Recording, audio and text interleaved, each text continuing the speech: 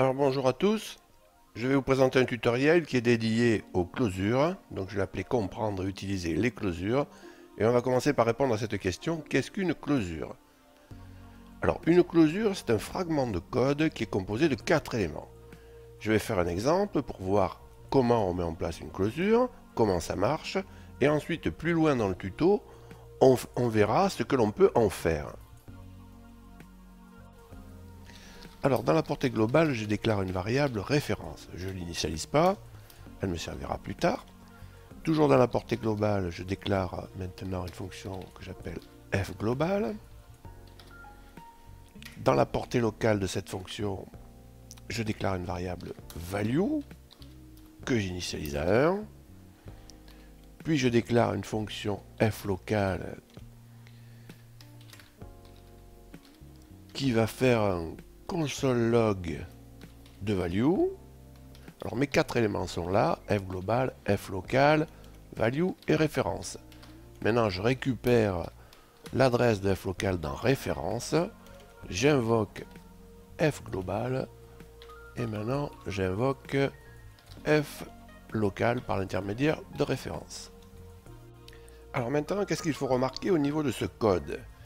Alors, il faut remarquer que la fonction ici flocal a besoin de value pour pouvoir s'exécuter. Value qui est déclarée ici, donc en dehors de la portée de flocal. Alors, je vais exécuter. Et vous voyez que la valeur est affichée. Donc, on constate que flocal a été capable d'afficher la valeur de la variable value et que pourtant cette variable n'est pas dans la portée de flocal. Ça veut dire que cette variable est mémorisée quelque part ailleurs. Alors vous pourriez vous contenter de cette explication si ça vous suffit, mais je vais quand même me détailler. Alors cette variable value, au moment où j'exécute fglobal ici, se trouve dans le contexte d'exécution de fglobal. Ça c'est normal. Par contre, on pourrait penser qu'à la fin de l'exécution de fglobal, le contexte d'exécution soit dépilé de la pile d'exécution et que value ne soit plus visible. Alors, il se trouve que ce n'est pas le cas à cause de la variable ici référence, qui est une variable globale, un pointeur, qui pointe sur flocal et qui bloque la libération du contexte d'exécution. Alors c'est à cet endroit-là, dans le contexte d'exécution de fglobal, que flocal, au moment de son exécution, va chercher la valeur value. D'accord? Alors qu'est-ce qui peut faire partie d'une closure? Alors toutes les variables ici, qui sont locales à fglobal, peuvent faire partie d'une closure. Les arguments aussi, passés à fglobal, peuvent faire partie de la closure. Par contre, le this ne peut pas en faire partie et le tableau arguments ne peut pas en faire partie. Alors par contre, il faut que les variables, pour que les variables fassent partie de la closure, il faut qu'elles soient utilisées dans flocal. Vous pouvez en déclarer ici plusieurs, seules celles qui sont utilisées dans flocal feront partie de la closure. Alors ce point-là, on va le détailler. Alors je vais déclarer une deuxième variable que je vais appeler value2. Je vais lui donner notre valeur 2. Je vais faire aussi un console log de value2. Ok. Et je vais mettre un petit point d'arrêt software, on va dire, pour le débugger. Alors on va l'exécuter. Bon, j'ai testé dans Chrome uniquement. Alors je le reprends là. Donc le débugger, il s'arrête sur l'instruction debugger ici, et vous pouvez voir la closure à cet endroit-là, et vous pouvez voir qu'elle contient les deux variables value1 et value2. Donc ce qu'on va faire, c'est qu'on va enlever le console log ici, hein, et vous allez voir que dans ces conditions-là, elle ne sera plus dans la closure.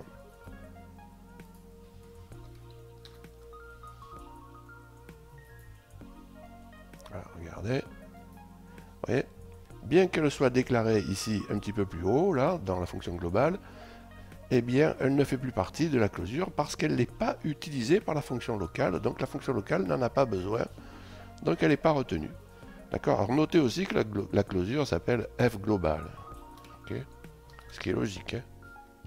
Alors maintenant on va regarder ce qu'on peut faire de ça. Alors on va passer à comment encapsuler une variable. Alors en fait je vais vous montrer comment encapsuler une variable dans ce que j'appelle un module. Alors qu'est-ce que j'entends par module ici? C'est la technique à base de closure qui a été popularisée par un programmeur très célèbre qui s'appelle Douglas Crockford et qu'on utilisait avant que les modules JavaScript avec les imports-exports ne soient disponibles. Mais ça s'utilise encore. Hein. Alors je déclare une fonction anonyme et dedans je déclare la variable que je veux encapsuler. Ensuite je fais directement un return et je déclare une méthode set dans laquelle je mets une contrainte sur la valeur de l'argument TheValue. Ça c'est pour montrer l'intérêt de l'encapsulation. Alors, dans le get maintenant, je fais juste un return. Et maintenant, cette fonction anonyme, je vais l'auto-invoquer et je vais l'affecter à un const value. D'accord? Et maintenant, je fais mon value.set et mon value.get. Alors maintenant, je vais l'exécuter. Donc vous voyez les deux 8 qui s'affichent. Bon, ça c'est le set et ça c'est le get. J'aurais pu mettre un petit commentaire ici. Donc vous voyez que ça fonctionne, qu'on manipule bien la variable value avec le set et le get. D'accord? Donc faites bien la différence entre le const value ici, qui est de type object, et qui se trouve dans la portée globale, et le let value ici, qui est de type number, et qui lui est local à la fonction anonyme. Ces deux values ne sont pas les mêmes, hein. Ils sont dans des environnements lexicaux différents. J'ai fait exprès de mettre la même nom pour pouvoir créer cette petite difficulté pour pouvoir l'expliquer. Alors l'intérêt de cette technique, c'est que vous êtes obligé de passer par les méthodes set et get pour manipuler le value du let value ici. Donc la variable, en fait, elle est encapsulée. Et vous voyez qu'ici, j'ai mis une contrainte, d'accord, pour bien montrer que vous ne pouvez pas déroger à la règle que je vous impose à cet endroit-là. C'est tout l'intérêt de cette construction. Alors maintenant, on va regarder comment faire plusieurs instances d'une closure. Alors j'ai récupéré un peu de code. Vous avez les codes sur le site associé à cette chaîne. Vous pouvez faire des copier-coller si vous voulez. Alors j'ai implanté deux boîtes ici. D'accord? Je leur ai mis un background de couleurs différentes à chacune d'elles. Un orange, un jaune. Et pour les propriétés qui sont communes, donc j'ai créé une classe ici. J'ai positionné ces deux boîtes en relatif pour que justement ce soit des éléments positionnés et qu'on puisse les décaler. J'ai mis une taille, une marge bottom et j'ai aligné le texte à l'intérieur de ces boîtes. Donc maintenant on va passer au JavaScript. Et ce qu'on va faire, c'est utiliser deux fois la même closure pour animer ces deux boîtes. Alors je déclare une fonction animation qui prend deux paramètres en argument. Le premier c'est l'ID qui concerne la boîte. Le second c'est un paramètre de vitesse. Maintenant je récupère un pointeur vers la boîte dans l'arbre. Puis j'initialise une variable position à 0. Et je fais un set intervalle avec une fonction fléchée. Et dans cette fonction fléchée, je vais accumuler les décalages sur la position.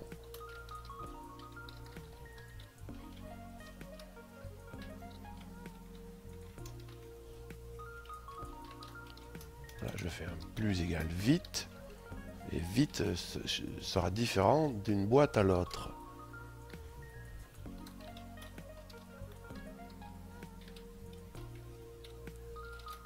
Là maintenant je fais un clear intervalle lorsque je dépasse 100.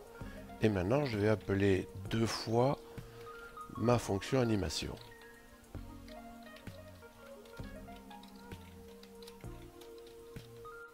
Alors, on va exécuter ça ici. D'accord? Avec les commentaires, là. Au moins, vous voyez la valeur de pause qui évolue. Donc, il y a une boîte qui va plus vite que l'autre parce qu'en fait, la valeur du vit ici, que j'ajoute à la position, elle est plus importante ici dans le cas de la deuxième boîte que dans la première. C'est pour ça qu'il y a une différence. Alors ce qu'il faut voir, c'est qu'il y a deux appels à la fonction animation, ici, de manière à avoir deux instances de la closure. Alors pour chaque appel, il y a un couple indépendant de variables ELT et pause ici, qui sera alloué dans un contexte d'exécution, en pile d'exécution, dans chaque closure. C'est ce que je veux dire par plusieurs instances d'une closure. Et chaque callback passé en argument ici de cet intervalle travaille sur son propre couple de variables. Ok ? Alors je donne deux valeurs différentes à la vitesse ici, un argument, de manière à ce que les boîtes se déplacent à des valeurs, à des vitesses différentes. Alors ce tutoriel est terminé, je vous remercie de m'avoir écouté. Si vous avez apprécié le contenu, n'oubliez pas de liker, de partager. Si vous voulez être prévenu lors des nouvelles mises en ligne, je vous rappelle que vous pouvez vous abonner à cette chaîne et dans ce cas, n'oubliez pas d'activer les notifs. Salut et à bientôt!